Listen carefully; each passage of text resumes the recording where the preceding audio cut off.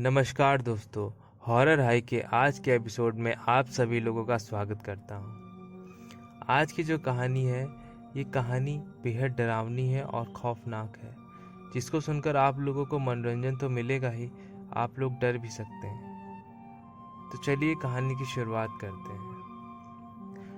कहानी है राजू नाम के लड़के की, जो अपनी माँ बाप का इकलौता लड़का था लड़कों में, और एक छोटी बहन थी उसकी। राजू बचपन से ही बहुत होनहार बच्चा था। वो पढ़ने लिखने में हमेशा अव्वल आता था और स्कूल में भी उसके टीचर्स उसको अच्छा बच्चा मानते थे और उसकी कोई भी कंप्लेन घर पे नहीं आती थी।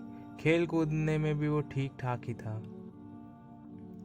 राजू के जो पिता थे वो एक लैब टेक्नीशियन का काम करते थे और उनकी माता घर पे ही रहती थी। राजू जो था वो स्कूल जाता था, पढ़ाई करता था, सब कुछ अच्छा चल रहा था। लेकिन जो उसके घर के आसपास के लड़के थे वो सारे लड़के अच्छे लड़के नहीं थे। किसी का पढ़ने में मन नहीं लगता था। सब इधर उधर दिन भर घूमा करते थे और राजू को भी अपने साथ हमेशा खेलने के लिए बुलाते और यहाँ चलो वहाँ चलो ऐसा करने के लिए बुलाते रहते थे अक्सर।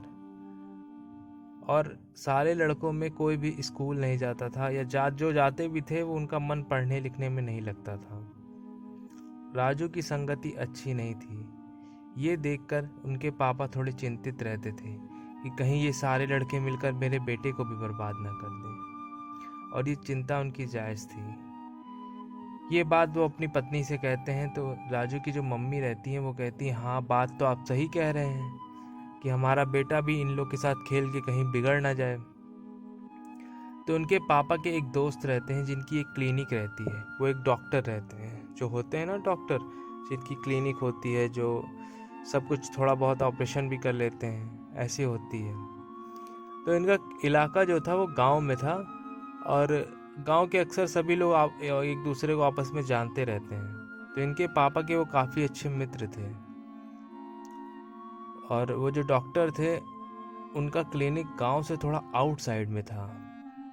तो इनके पापा बोलते हैं कि ये मेरा बेटा है, ये दिन में स्कूल जाएगा, रात में इसको तुम अपने साथ रखो, इसको काम सिखाओ, इसको कुछ आ जाए, काम भी आ जाए इसको, और तुम्हारी मदद भी हो जाएगी, और थोड़े बहुत पैसे जो तुम्हें सही लगे वो दे देना इसको, इसके ही खर्चे के लिए वो उपयोग हो जाएगा। तो जो उनके दोस्त रहते हैं, जो डॉक्टर साहब रहते हैं, वो बोलते हैं ठीक है ठीक है, बहुत अच्छे दोस्त रहते हैं। तो राजू को उनके यहाँ रख लेते हैं। राजू दिन में स्कूल जाता है और यही कुछ शाम के 6-7 बजे से उनकी क्लिनिक पे बैठता है और डॉक्टर साहब जो थे वो चले जाते हैं 7-8 बजे तक। तो रोज की राजू की यही रूटीन हो गई थी। वो रोज स्कूल जाता, वहाँ से आता, पढ़ता, उसके बाद चला जाता क्लिनिक पे और वहाँ भी अपनी किताबें लेकर जाता और जब खाली बैठा रहता तो पढ़ता रहता। अब राजू को थोड़े बहुत काम आने लगे थे, जैसे कि ड्रिप चढ़ाना, इंजेक्शन लगाना, दवाई करना, पट्टी बांधना, बुखार की दवा वगैरह ये सब देने लगा था वो, क्योंकि उसको बैठते 1-2 महीने हो गए थे। सब कुछ ठीक ठाक चल रहा था। एक दिन डॉक्टर साहब किसी काम से थोड़ा बाहर जाते हैं शहर की ओर, और राजू जो था वो क्लिनिक पर अकेला रहता है। तो रात के यही कुछ 11 बजे के करीब एक पति अपनी औरत को हाथ में उठाए हुए, जैसे गोद में उठाया जाता है ना हाथ से, दोनों हाथ से, उसी तरह उठाए हुए लेकर आता है और बोलता है, बेटा डॉक्टर साहब कहाँ हैं, डॉक्टर साहब कहाँ हैं, मेरी बीवी की तबीयत बहुत ख़राब है, इसको तुरंत इलाज की ज़रूरत है, प्लीज़ डॉक्टर साहब को बुलाओ। तो राजू बोलता है, डॉक्टर साहब तो अभी नहीं है, अच्छा रुकिए मैं फ़ोन करता हूँ। राजू डॉक्टर साहब को फ़ोन करता है और बोलता है, अंकल एक पेशेंट आए हुए हैं, उनकी बीवी की हालत बहुत ख़राब है, आप आ जाइए। तो जो डॉक्टर होते हैं वो बोलते हैं कि बेटा मुझे नहीं आ पाऊँगा, मुझे आने में करीब 4-5 घंटे लग जाएंगे और मैं सुबह ही मिल पाऊँगा, या तो उनसे बोलो सुबह आए, या तो जो तुम देख लो उनकी तबीयत कैसी है क्या है। मैं तुम्हें यहीं से बता दे रहा हूँ, तुम वही काम करो, पहले जाके उनकी तबीयत चेक करो, नब्ज़ चेक करो, उनकी हार्ट की बीट चेक करो, उनका बीपी चेक करो। इतना कहकर वो फ़ोन रख देते हैं और राजू जाकर देखता है, नब्ज़ चेक करता है तो नब्ज़ बहुत हल्की चल रही थी। बहुत धीमे चल रही थी, बीपी बहुत ज़्यादा लो था और पूरी बॉडी जो थी वो ठंडी पड़ चुकी थी।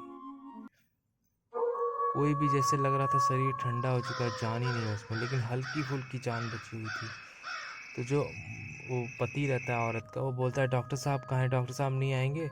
तो राजू बोलता है नहीं डॉक्टर साहब नहीं आएंगे, मैं ही इनका इलाज कर देता हूँ। राजू जो है उनको ड्रिप चढ़ाता है और क्या बोलते हैं दवा ववा इंजेक्शन लगाता है कई चीज़ों का, और उसके बाद उसके पति से कहता है आप बाहर बैठिए, मैं अभी आपको बुलाता हूँ। और इतना सब करता रहता है, ड्रिप लगाता है। जैसे ड्रिप हाथ में उनके सुई लगती है, बस उस औरत की आँख खुल जाती है और वो औरत राजू को घूरने लगती है बहुत डरावनी तरीके से, और पता नहीं क्या क्या किस भाषा में बात करने लगती है कि राजू को कुछ समझ में नहीं आ रहा था कि ये क्या हो गया इसको। वो कोई अलग भाषा में बात करती है, जैसे बंगाली भाषा में बात करती है और इधर उधर छटपटाने लगती है, ड्रिप नहीं लगवाती है। राजू उसके पति को बुलाता है, उसका पति भी ये सब देखकर खड़ा ही रहता है और वो उसको देखकर कुछ भी नहीं बोलता है। राजू सोचता है अरे यार कैसा पति है, ये इतना उल्टा सीधा इधर उधर कर रही है, उल्टा सीधा बोल रही है, मुझको बोल रही है और ये कुछ बोल ही नहीं रहा है इसको। खैर राजू उसको ज़बरदस्ती करके और समझा बुझा के उसको ड्रिप चढ़ा देता है और वो औरत सो जाती है। राजू और उसका पति दोनों क्लिनिक के मतलब मेन गेट के बाहर चले जाते हैं, जैसे कि ऑपरेशन वाला जो रूम होता है उसके बाहर, एकदम बाहर नहीं, और दोनों बैठे रहते हैं। थोड़ी देर बाद कुछ गिरने की आवाज़ आती है, जैसे कुछ गिरा भड्ड से।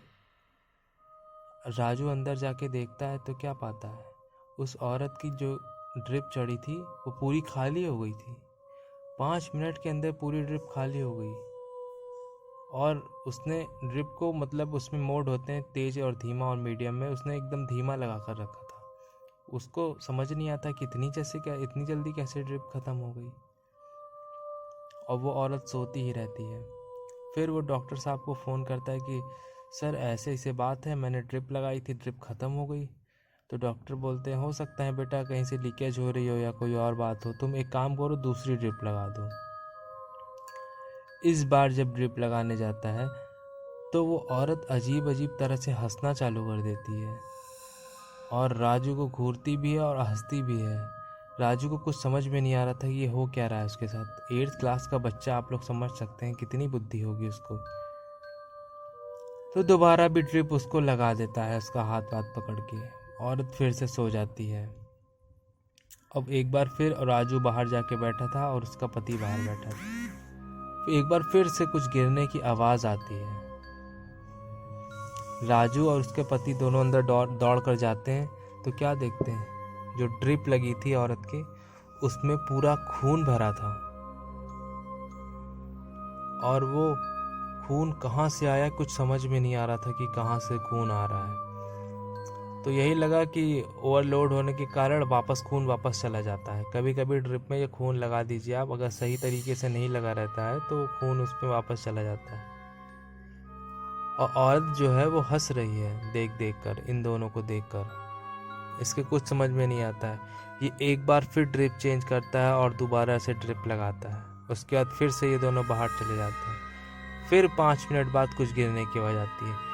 इस बार अंदर जाकर देखता है तो इस बार ड्रिप ही नहीं दिखती है और वो सोचता है ड्रिप कहाँ चली गई, और ना औरत दिखती है वहाँ पर।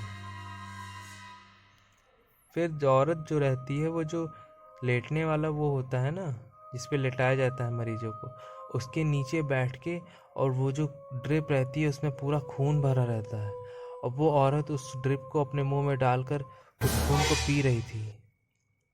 राजू ये देखकर बहुत ज़्यादा डर जाता है, उसको कुछ समझ में नहीं आता। उसके पति को बुलाता है, उसका पति भी देखकर शॉक हो जाता है, उसको समझ में नहीं आता ये क्या चीज़ें हैं। उस औरत के पूरे मुंह पे खून ही खून लगा था, वो अजीबोगरीब हरकत करने लगी थी। वो औरत थोड़ी ही देर में अपने सिर के बल खड़ी होकर चलने लगती है। ये देखकर इन दोनों की हालत ख़राब हो जाती है और राजू की तो और ज़्यादा ख़राब हो जाती है, क्योंकि वो एक छोटा बच्चा ही रहता है। राजू उसकी औरत को पकड़ता है और उसके पति से कहता है कि इसको पकड़ के लेटाओ, मैं इन्हें बेहोशी का इंजेक्शन देने जा रहा हूँ। राजू उसको नींद का इंजेक्शन दे देता है वो औरत सो जाती है। राजू जाके एक बार फिर डॉक्टर साहब से बात करता है, तो जो डॉक्टर रहते हैं वो बोलते हैं कि बेटा चलो तुमने ठीक किया, नींद का इंजेक्शन दे दो, अब तुम उसके पति से कहो कि इनको घर लेकर जाइए और सुबह आप आइएगा जब डॉक्टर साहब आएंगे। फिर दूसरे वो पति जो रहता है वो अपनी औरत को किसी तरह गाड़ी पे अपने पीछे पीठ से अपने बांध के और एक हाथ से बाइक चला के लेके चला जाता है। दूसरे दिन फिर सुबह होती है, डॉक्टर साहब आते हैं, बैठते हैं क्लिनिक पे, सब मरीज वरीज रहते हैं और सबको देखते हैं, और राजू भी रहता है शाम के टाइम से। डॉक्टर साहब 9 बजे के करीब चले जाते हैं और राजू फिर से क्लिनिक पर अकेला हो जाता है। पूरे दिन वो पेशेंट्स जो आदमी औरत थे वो नहीं आते हैं। फिर रात के 11:30 बजे वो औरत दौड़ते दौड़ते आती है और वहीं बेड पर लेट जाती है, जो लगा होता है ना मरीजों के लिए बेड होता है, उस पर आकर लेट जाती है। राजू को कुछ समझ में नहीं आ रहा था, ये क्या हो गया इस औरत को, ये पागल तो नहीं हो गई।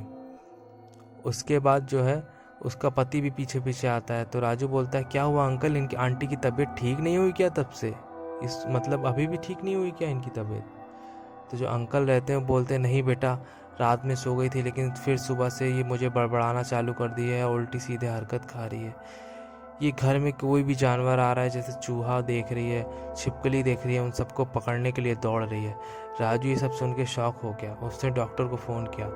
डॉक्टर साहब बोलते हैं ठीक है बेटा, तुम उसको लेटाओ और उनका बीपी चेक करो, मैं आता हूँ। डॉक्टर साहब वहाँ से निकल लेते हैं, आने के लिए अपने घर से निकल लेते हैं। डॉक्टर आते हैं और देखते हैं और देख कर ही जान जाते हैं, बोलते हैं बेटा ये हम लोग के बस की बात नहीं है, ये मेरे या किसी भी डॉक्टर के बस की बात नहीं है, इसको तुरंत गाड़ी पर बैठाओ और लेकर चलो, मैं एक जगह लेकर जा रहा हूँ। डॉक्टर साहब गाड़ी चलाते हैं, उस औरत को बीच में बैठाते हैं बाइक पर और राजू पीछे बैठता है और उसके आदमी से कहते हैं आप अलग बाइक से हमारे साथ साथ चलो। सब लोग चल के जाते हैं 25 किलोमीटर दूर। एक बाबा जी रहते हैं जो घर में बिल्कुल अकेले रहते हैं और रात में सोने ही वाले थे। उनके घर जाते हैं, उनको इसको दिखाते हैं, वो देख कर ही समझ जाते हैं कि इसके अंदर कोई अलग बात हो गई है, इसके अंदर कुछ साया है या कुछ भी है। वो घर से चावल लेकर आते हैं और आंख बंद करके कुछ बोलते हैं, उस चावल पूरे खून में सने हो जाते हैं। वो बाबा जी बोलते हैं तुम्हारी औरत के ऊपर कोई प्रेत चढ़ गया है, जो कि बहुत ही ज़्यादा ख़तरनाक है। वो औरत काफ़ी सुंदर रहती है। बाबा जी बताते हैं एक बार ये कहीं सज धज कर जा रही थी सेंट वेंट लगा कर रात के टाइम, और तभी उस प्रेत ने इसको देखा और इसके ऊपर मोहित हो गया। तब से वो इसके शरीर में प्रवेश कर गया है। बाबा जी कुछ मंत्र वंत्र फूंक कर एक लोटा लाते हैं, उसमें से जल पिलाते हैं। उस औरत को झटके लगने लगते हैं अजीब से, जैसे वाइब्रेशन होने लगता है। उसके बाद वो बेहोश हो जाती है। बाबा जी बोलते हैं कि अब तुम इसको 1-2 बार के लिए हनुमान जी मंदिर में लेके जाना और वहाँ हनुमान चालीसा पढ़वाना, उसके बाद सब कुछ ठीक हो जाएगा। उसका पति वैसा ही करता है और सब चीज़ ठीक हो जाता है। राजू अपने घर पर जाकर ये सारी बात बताता है और उसके घर वाले भी शॉक हो जाते हैं। और उस दिन के बाद से राजू की हिम्मत नहीं हुई कि उस क्लिनिक में जाए और वहाँ पर बैठे। वो डर के मारे घर पे आकर कांप रहा था। उसको कुछ समझ में नहीं आ रहा था कि एक छोटा सा बच्चा ही तो था, उसने ये सब अपनी आंखों से देख लिया था। तब से राजू कभी भी उस क्लिनिक में नहीं गया। आज राजू करीब 20 साल का हो रहा है और ये कहानी मुझे उसकी छोटी बहन ने बताई है। दोस्तों, आज की कहानी आप लोगों को कैसी लगी कमेंट करके ज़रूर बताएं, और इसी तरह हॉरर वीडियो देखने के लिए और मिक्स मिस्टीरियस कंटेंट के लिए मेरे चैनल को ज़रूर सब्सक्राइब करिए और बेल के आइकन पर क्लिक करिए, ऑल का बटन दबा दीजिए। आपका कोई पैसा नहीं लग रहा है दोस्तों सब्सक्राइब करने में, ये जो बिल्कुल फ्री है। चलिए मिलते हैं नई कहानी के साथ। आप लोगों का दिन शुभ हो। जय बजरंगबली।